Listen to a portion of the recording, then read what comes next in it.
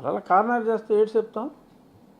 తమిళనాడులో పని అయ్యాక స్టాఫ్ ప్రాబ్లం ఉంటుంది కదా, అప్పుడు ఆంధ్రాకి వస్తారేమో. ఇవాళ వచ్చింది కూడా ప్రముఖ దినపత్రికలో. సో అది మరి ఆ లేఖ మీద అట్లీస్ట్ నేను చెప్పింది ఏంటంటే, ఎల్లుండి ప్రధానమంత్రి గారిని కలవటానికి ఆయన వచ్చేది ఎందుకో నాకు తెలుసు. అయ్యా దయచేసి పొత్తు పెట్టుకోవద్దు, మీరు పొత్తు పెట్టుకుంటే మాకు ఒక 10 జిల్లాల్లో పోటీ చేయడానికి అభ్యర్థులు కూడా దొరకరు, ఇటు పని అయిపోయిందిరా బాబు, ఇంకా రేపో మాపో రాంగ్ సిగ్నల్స్ వెళ్ళిపోతాయి మీరు పొత్తు పెట్టుకోకపోతే, ఇంకా మీ దయ మా మీద పోయిందని. అంచేత మీరు పొత్తు మటుకు పెట్టుకోవద్దని అడగడానికి వస్తున్నారు. బట్ అని టైం అడిగారట దానికోసం. మరి ఆయన 13 దాకా షెడ్యూల్ ఉంది కాబట్టి ఆయనకి టైం ఇస్తారా ఎవరా అన్నది నాకు తెలీదు. అందులోనూ రేపో మాపో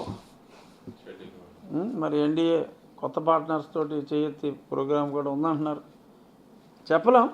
బట్ ఆయన ప్రయత్నం అయితే ఆయన చేస్తారు భారీగా.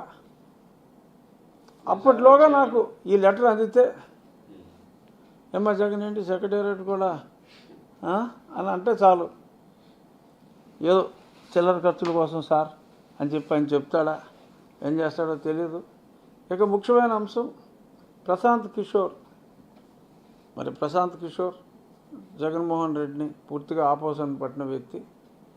ఎన్నికల పల్స్ పట్టుకోగలడు, ఆయన నెగ్గి పార్టీకే సపోర్ట్ చేస్తాడు తప్ప ఎత్తిపోయే పార్టీకి జనరల్గా దూరంగా ఉంటాడని చెప్పి అందరూ అంటారు.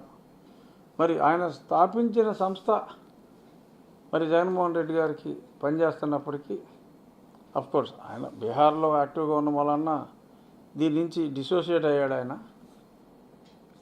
బట్ ఆయన చాలా స్పష్టంగా నిన్న హైదరాబాద్లో డిబేట్లో మరి నిన్న సాయంత్రం ఇది ఎత్తిపోతుంది, ఎత్తిపోవటం అంటే మామూలుగా ఎత్తిపోవటం కాదు, అతి దారుణంగా ఎత్తిపోతుందని చెప్పి